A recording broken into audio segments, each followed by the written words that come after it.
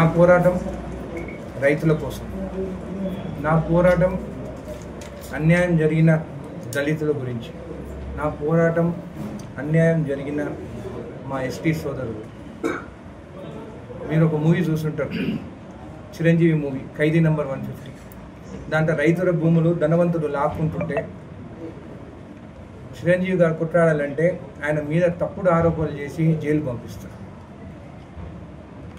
ఇక్కడ కూడా అదే జరుగుతుంది. నేను కూడా మీ మీడియా వాళ్ళని ఒకటే కోరుకుంటున్నాను, మీ మీడియా అటెన్షన్ ఎక్కడ పోవాలనో అక్కడికి వెళ్ళండి, రైతుల కోసం పోరాడండి.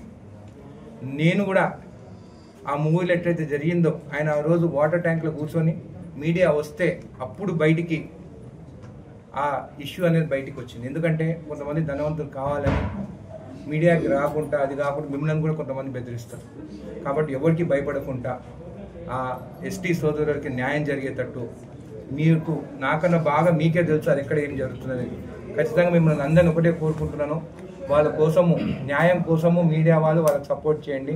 నా గురించి కాదు, వాళ్ళ గురించి కొట్టాడని చెప్పి మీకు తెలియజేస్తాను. ధన్యవాదాలు. అయితే ఉన్నాయో అన్ని రాతపూర్వకంగా సీఎం గారికి ఇచ్చినాను. ఖచ్చితంగా సీఎం గారు దానిపైన ఎంక్వైరీ వేస్తారు, అవన్నీ బయటికి వస్తాయి, అందరికీ న్యాయం జరుగుతుందని తెలియజేస్తారు. మీరు మీటింగ్ పెట్టడం వల్ల ప్రధాన ఉద్దేశం సార్ 10 మంది ఎమ్మెల్యేలతో కలిసి మీటింగ్ మాట్లాడారు కదా, సిఎల్పి మీటింగ్ లో దాని గురించి ఏమైనా డిస్కషన్ జరిగిందా? మీటింగ్ ఏముంది, ఆ రోజు మేము పెట్టుకున్నది బిర్యానీ తిన్నాము, దాంతో మటన్ కర్రీ చెప్పుకున్నాము, ఒక స్వీట్ తిన్నాము, అందరూ ఎవరింటికి వాళ్ళు పోయినారు. అంటే మాకు నమ్మకం ఉన్నది, మన లేక మన పాలమూరు నుండి మనకు సీఎం అయినారు, ఆయనకి అండగా మేము అందరం ఉన్నాము. ఇక్కడ ఎవరు గీత దాటలేదు, ఎవరు కాన్స్టిట్యూన్సీ ఇష్యూ గురించి వాళ్ళు మాట్లాడుతున్నారు. నా కాన్స్టిట్యూన్సీ ఇష్యూ కూడా నాకు ఉన్నది. ఉదండపూర్ రైతులకి న్యాయం జరగలేదు. కొన్ని ఇన్ఫ్రా కంపెనీస్ కి బీఆర్ఎస్ గవర్నమెంట్ లా ఇన్ఫ్రా కంపెనీస్ కి పైసలు పెంచినారు కానీ రైతులకి పైసలు పెంచలేదు, రైతులకి ఇవ్వలేదు. నా పోరాటం అది. ఉదండపూర్ వాసులకి నేను ముందు కూడా చెప్తాను, ఇప్పుడు కూడా చెప్తాను, వాళ్ళ కోసం పోరాడుతాను.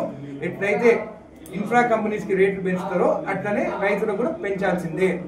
వాళ్ళు ఎక్కడ డిన్నర్ చేసుకోరా, వాళ్ళు కలిసి మాట్లాడుకోరా, వాళ్ళు వాళ్ళలాగా దొంగతనంగా ఫామ్ హౌస్లో పోయి కూర్చొని అయితే డిన్నర్ చేసుకోలేదు కదా. నడిబొడ్డున కోహినూర్ హోటల్లో కూర్చొని డిన్నర్ జరిగింది. దాంట్లో కావాల్సిన మటన్ బిర్యానీ తెప్పించుకున్నాము, రోగన్ జోష్ అని అదేదో మటన్ కర్రీ తెప్పించుకున్నాము, ఒక స్వీట్ తిన్నాము, వచ్చినాము. ఇంకా దానికన్నా ఏముంటుంది డిన్నర్లో, కాన్స్టిట్యున్సీ ఇష్యూస్ గురించి మాట్లాడుకున్నాము. ఎమ్మెల్యేలు ఎవరైనా కూర్చున్నప్పుడు రాజకీయాలు మాట్లాడతారు, కాన్స్టిట్యున్సీలో ఇష్యూస్ మాట్లాడుకున్నాం. నేను నా కాన్స్టిట్యున్సీ ఇష్యూస్ చెప్పినాను. ఉదండపూర్ రిజర్వాయర్ అక్కడ ఉన్న రైతులకు కానీ వాళ్ళకి R&R ప్యాకేజ్ రేటు పెంచాలి, ఇన్ఫ్రా కంపెనీస్కి రేట్స్ పెంచుతున్నారు కానీ రైతులకి రేట్స్ పెంచుతారు, దానికి పెంచాలి, అందరం మరగాలి, రైతుల పక్షాన్ని ఉండాలని మాట్లాడినాను. అదేవిధంగా ఫండ్స్ కావాలని మనం అడుగుదాము సీఎం గారు, ఎందుకంటే పాలమూరు జిల్లా మనకు ఫండ్స్ కూడా ఎక్కువ కావాలని చెప్పి మాట్లాడినాము. దాంట్లో తప్పేమున్నది, దాంట్లో ఇష్యూ ఏమైనా ఉన్నదా, లేదు. ఇంకేముంది, ఏదో ఒక మంత్రిని టార్గెట్ చేసి మీరు మీటింగ్ పెట్టుకున్నారని వార్తలు వచ్చినాయి, ఎంత నిజం ఉంది? మీరు ఖైదీ నంబర్ 150 సినిమా చూసినారా? దాంట్లో చిరంజీవి ఏం చేస్తాడు, రైతుల భూములు ధనవంతులు లాక్కుంటుంటే మీడియాని అక్కడ తీసుకుపోవాలని చెప్పి ఒక వాటర్ పైప్ లైన్లో పోయి కూర్చుంటే అప్పుడు మీడియా వాళ్ళు వచ్చి అప్పుడు ఆ ఇష్యూ బయటికి వస్తుంది. ఈరోజు కూడా మీడియా వాళ్ళకి ఒక్కటే నేను రిక్వెస్ట్ చేస్తున్నాను, రాష్ట్రంలో బీఆర్ఎస్ పాలనప్పుడు కొంతమంది సీలింగ్ పొలాలు గవర్నమెంట్ పొలాలని అప్పుడు పట్టాలు చేసుకున్నారు.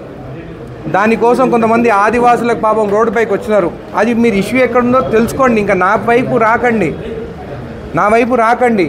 ఆ రైతుల కోసం పోరాడండి, ఆ రైతులకి న్యాయం జరిగేదని మీరు పోరాడండి. అది ఎక్కడుందో మీకే బాగా తెలుసు, ఎందుకంటే మాకు కూడా చాలా ఇష్యూస్ మీడియా వాళ్ళు చెప్తేనే తెలుస్తుంది. కాబట్టి ఆ ఇష్యూ ఎక్కడుందో బయటికి తీసి ఆ రైతులకి న్యాయం జరిగేది. నా గురించి గంట వేస్తున్నారు టీవీలో, ఆ రైతుల గురించి గంట వేయండి, ఆ రైతులకు న్యాయం జరుగుతుంది. దయచేసి మిమ్మల్ని అందరినీ ఒకటే రిక్వెస్ట్ చేస్తున్నాను, రైతుల కోసము గంటకి వాళ్ళకి ఏం అన్యాయం జరిగిందో సీలింగ్ భూములు మీరు గంటకి టీవీలో వేయండి, వాళ్ళకి న్యాయం జరగకుండా అప్పుడు నన్ను అడగండి. చెప్తున్నాను, బీఆర్ఎస్ పాలనలో జరిగిందని చెప్తున్నాను. మీకున్నంత ఇన్ఫర్మేషన్ మా దగ్గర కూడా లేదు. మీరు ఆ ఇన్ఫర్మేషన్ తీస్తే దాంట్లో ఎవరు ఉన్నారు అనేది అందరికి తెలుస్తుంది కదా, అది మీరే తీయండి. మరిన్ని వీడియోస్ కోసం ఛానల్ ని సబ్స్క్రైబ్ చేయండి, లేటెస్ట్ అప్డేట్స్ కోసం వాట్సాప్ ఛానల్ ని ఫాలో అవ్వండి. ఆ లింక్ డిస్క్రిప్షన్ లో ఉంది.